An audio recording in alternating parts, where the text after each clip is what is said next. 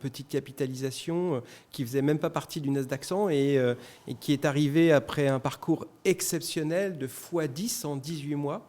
Donc d'une capi de 8 milliards à 80 milliards. Et à 80 milliards de capitalisation, Applovin est rentré dans le Nasdaq 100. Donc les 100 plus grandes entreprises tech américaines.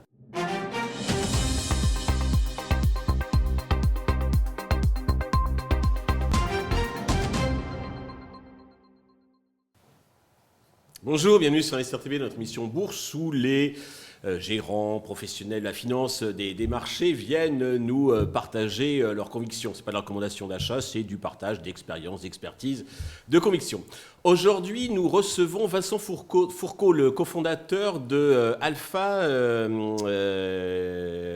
Quant Alpha Signal, je vais le dire dans le bon sens, qui analyse donc les opportunités grâce à l'IA. Vincent, bonjour. Bonjour Stéphane. Alors, expliquez-nous, parce que vous allez dire mieux que moi ce que vous faites. Écoutez, c'est très simple ce qu'on fait. On est convaincu que les marchés ne sont plus drivés par les fondamentaux, mais plus par la psychologie de l'investisseur. C'est ça qui nous intéresse.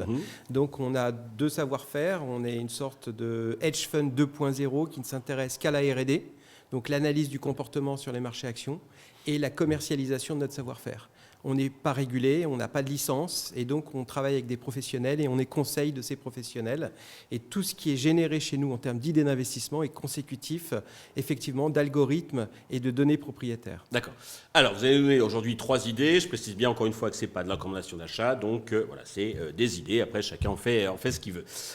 Donc c'est 3 grosses capis dans des boîtes de tech, dans la publicité, le marketing online. La première c'est Applovin. Oui, effectivement, Applovin, c'était ce qu'on pourrait qualifier de mid-cap dans le sens européen de l'investissement, petite capitalisation qui faisait même pas partie du Nasdaq 100 et qui est arrivé après un parcours exceptionnel de x10 en 18 mois. Donc d'une capi de 8 milliards à 80 milliards. Et à 80 milliards de capitalisation, Applovin est rentré dans le Nasdaq 100.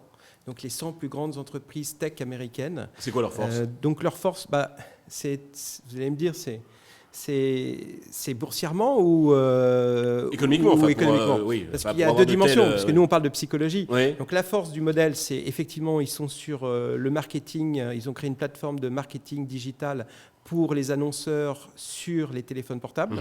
Et puis mobile, donc, c'est évidemment là où le canal principal de diffusion de l'information et du contenu se fait désormais sur les mobiles et avec vous. Et ils vous accompagnent partout. Donc ils accompagnent les annonceurs et prennent une rémunération pour ça, très rentable. Et puis surtout, la communication de la société et son dirigeant, qui fait que cette société a à peine 15 ans et vaut déjà plus de 100 milliards de capitalisation. Donc c'est assez inédit. Chez nous, ça n'existe pas. Une société qui vaut plus de 100 milliards, il faut 30 ans, comme L'Oréal ou même un Hermès qui vaut peut-être 300 ou 400 milliards aujourd'hui. D'accord, donc c'est plus les talents de communication, de com-feed du fondateur qui plaît donc à tous les boursiers coteurs que les fondamentaux économiques. Aussi, bien sûr, c'est des boîtes rentables dont on parle, on ne vous passe 100 milliards pour rien, mais il y a une prime qui est donnée à la qualité de la communication. D'accord, ok. Deuxième valeur, c'est Atlassian.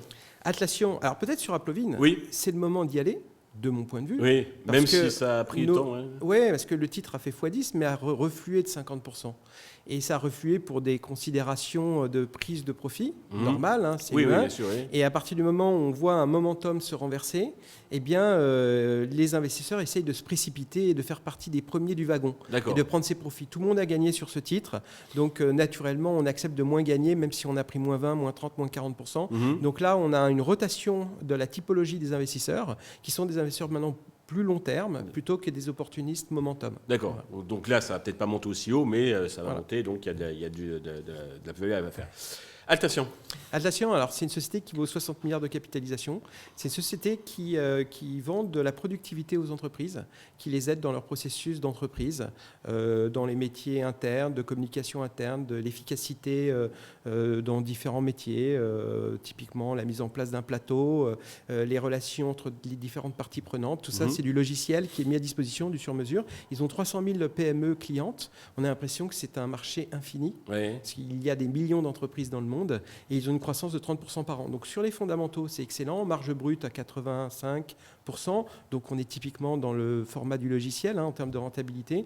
Et cette société n'a pas fait grand-chose en 3 ans. Et nos outils, nos algorithmes nous ont détecté une opportunité importante en étant Atlassian une société de qualité, de croissance, structurelle, et qui devrait connaître un re-rating de multiples. D'accord, ok. Troisième et dernière valeur, TradeDesk. TradeDesk, alors c'est une société qui s'est fait décalquer sur le marché récemment pour des considérations de macroéconomie et donc de récession, puisque c'est une société qui accompagne des annonceurs aussi dans les médias. Et c'est une société qui fait face à donc, un problème de perception. Il a été identifié comme des acteurs du média, et quand le GDP growth, donc la croissance économique, ralentit voire baisse, donc on a pricé à un moment donné sur les marchés donc une récession aux États-Unis, et bien là c'est un des acteurs les plus exposés au sujet du ralentissement macroéconomique.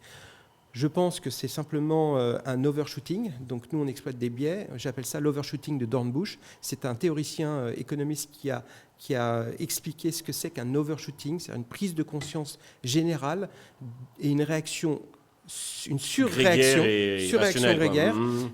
Moi, j'aime bien, je suis théoricien de l'intelligence collective de Surowiecki, Wisdom of Crowd, mais là, c'est l'inverse. Et donc, il faut profiter du couteau qui tombe pour acheter cet actif qui vaut, je crois, on est à moins 45 en 3 mois. D'accord, ok, parfait.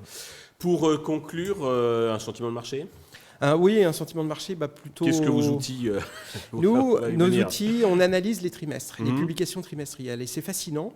Depuis 2022, on a eu une séquence de publications excellentes de l'ensemble de la cote américaine. Très peu de déceptions. Très peu de déceptions et plutôt des bonnes surprises qui ont été saluées en bourse. Parce que vous pouvez avoir des bonnes surprises, mais qui ne sont pas saluées par le marché. Là, en l'occurrence, tout était en phase. Et là, on a commencé à avoir des bonnes publications non saluées par le marché, et donc une dégradation de la perception et du sentiment de marché, donc plutôt voir le verre à moitié vide. Et c'était la première fois qu'on voyait ça dans nos chiffres depuis 2022. Donc pour nous, ça veut dire qu'on est dans un marché neutre pour nous, non plus acheteur, mais un marché beaucoup plus discutable en termes d'orientation. Mais qui n'est pas... Pour le coup, shortable encore. Alors, le marché a déjà beaucoup baissé. Ça, c'est votre considération. Je ne sais pas, les marchés peuvent aller très loin dans leurs exagérations. Nous, on pense qu'aujourd'hui, le marché est plutôt favorable pour un rebond technique, mais dans un marché plutôt compliqué, voire baissier. Ok, très bien. Vincent, merci. Merci à vous, Stéphane. Merci à tous de nous avoir suivis. Je vous donne rendez-vous très vite sur Investisseur TV avec de nouveaux invités.